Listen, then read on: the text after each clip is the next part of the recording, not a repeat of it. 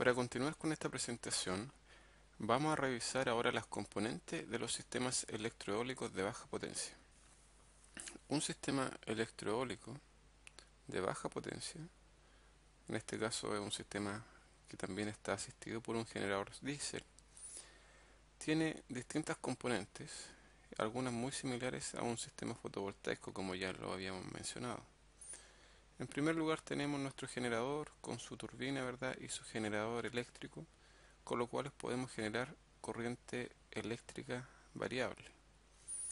Esa energía eléctrica llega hasta donde está el controlador de carga y descarga, quien envía esa energía directamente hacia el banco de baterías.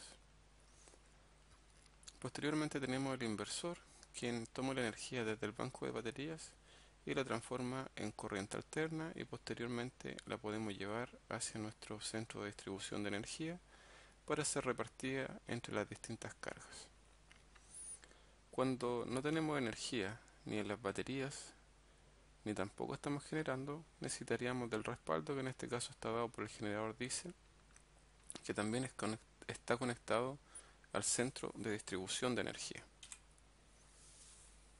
Por su parte, el aerogenerador está compuesto por sus aspas, en este caso tenemos un rotor tripala, su timón y cola para orientarse a las distintas direcciones de donde provenga el viento, el generador eléctrico de imanes permanentes y la torre para situarlo a mayor altura respecto al piso. Acá observamos un detalle del generador sincrónico de imanes permanentes. Como ustedes pueden observar aquí, esto que está en amarillo es el rotor. El rotor está por la parte exterior y en el interior se encuentra el bobinado, que es de tipo trifásico. Acá vemos los dientes del estator, en este caso, que tienen una pequeña inclinación.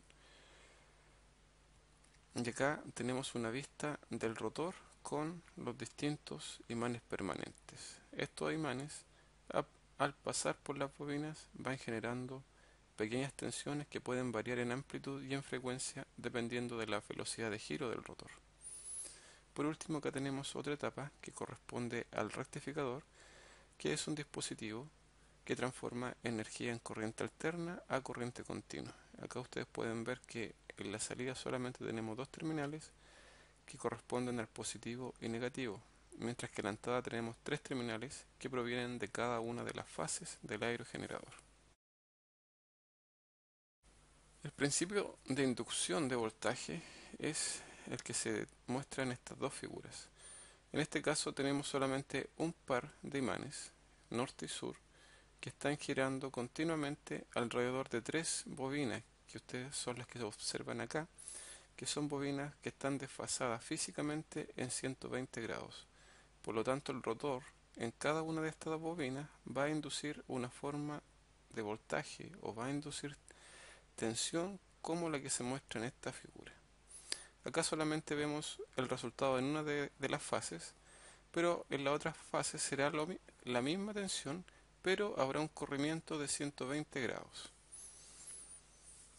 Acá vemos entonces que tenemos un semiciclo positivo y un semiciclo negativo, y esto es corriente alterna con un determinado periodo y una determinada amplitud.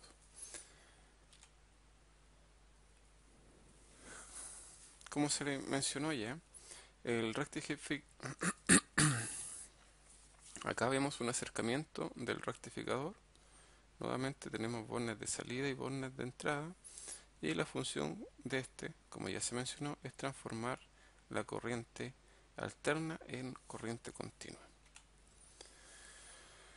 El mecanismo de transformación de corriente alterna o corriente continua es el que se muestra a continuación. En el primer caso tenemos una generación de una onda senoidal y luego tenemos que esa onda senoidal enfrenta un diodo rectificador. Este diodo solamente permite que la corriente circule en una dirección, y en este caso la dirección por la cual va a circular corresponde al semiciclo positivo. Cuando tenemos el semiciclo positivo, circula corriente a través de la resistencia y por lo tanto tenemos este voltaje de salida, que también es el semiciclo porque tiene la forma de la corriente. Hablamos de voltaje senoidal, por lo tanto la corriente también es senoidal y las formas de onda de salida también serán senoidales. Cuando luego enfrenta el semiciclo negativo, este se suprime y no circula corriente por este punto y por lo tanto el voltaje de salida será cero. Si nosotros pudiésemos calcular un promedio en esta zona, veríamos un voltaje en corriente continua que es bastante bajo. Para mejorar esa característica de voltaje, se utiliza la denominación que se conoce como puente completo. Acá tenemos 4 diodos para una fuente de tensión monofásica. Con estos 4 diodos lo que conseguimos es que el semiciclo negativo sea utilizado pero como un semiciclo positivo. Por lo tanto ahora tengo 2 semiciclos, a diferencia del caso anterior que solamente tenía uno, y con ello el voltaje promedio que yo puedo generar también sube. En el caso anterior podía generar un voltaje de 0.318 veces la amplitud máxima, mientras que ahora puedo generar el doble. Para mejorar aún más ese voltaje en corriente continua, lo que debemos utilizar es aumentar el número de fases, es decir, ya no un sistema monofásico, sino un sistema trifásico.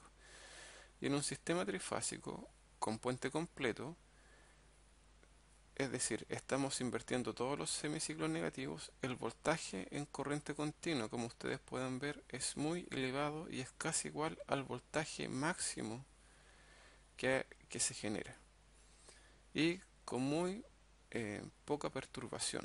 Así, un dispositivo que tiene 3 fases tiene mejor característica al momento de transformar de corriente alterna a corriente continua. Acá tenemos una foto del regulador, en este caso un regulador de 1 kW, donde aparecen acá las distintas zonas, donde se conecta la turbina, donde se conecta la carga disipativa y donde se conectan las baterías. Acá también vemos otros dispositivos electrónicos como lo son los condensadores que ayudan a que el voltaje en corriente continua también sea más uniforme. Acá se muestra también lo que es el disipador de carga. Este elemento se utiliza cuando hay fuerte incremento en la velocidad de viento que va más allá de la velocidad nominal y por lo tanto es necesario quemar la potencia en lugar de llevarla al banco de baterías. Esto es mucho más seguro. Una corriente muy elevada podría dañar irreparablemente el banco de baterías, así que lo mejor es quemarla. Así, dentro de estas cajas, que son disipadores de carga, lo que se puede encontrar son una serie de resistencias que transforman la potencia eléctrica en calor. Luego tenemos el inversor, que es un elemento que ya se mencionó en el estudio de sistemas fotovoltaicos. Acá lo mencionaremos nuevamente. En este inversor, que también si se fijan tiene elementos semiconductores, tenemos 4 switches principales y también tenemos una fuente de corriente continua. Para invertir tenemos que generar un semiciclo positivo y un semiciclo negativo. Para generar el primer semiciclo, en este caso, se han cerrado los terminales TA más y TB menos, y por lo tanto, el voltaje que se ve en el lado de la carga corresponde a una onda cuadrada, pero que el voltaje se mantiene positivo, por lo tanto corresponde a un semiciclo positivo.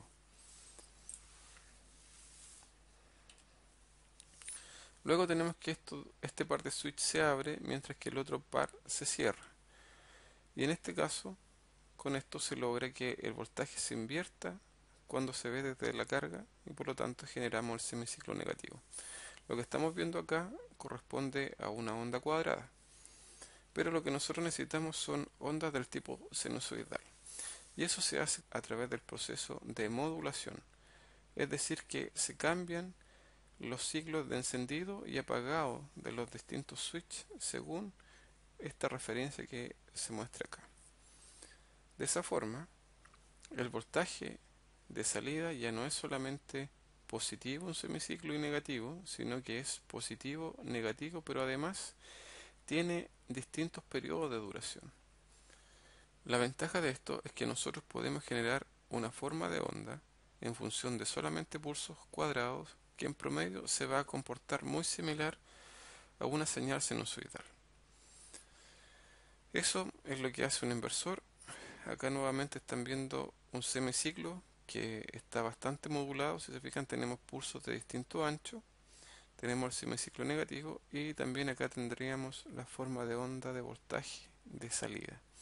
Si ustedes se fijan, esta forma de onda es bastante suave y para llegar a esta forma de onda se necesita la implementación de filtros para que las desviaciones de voltaje sean más suaves.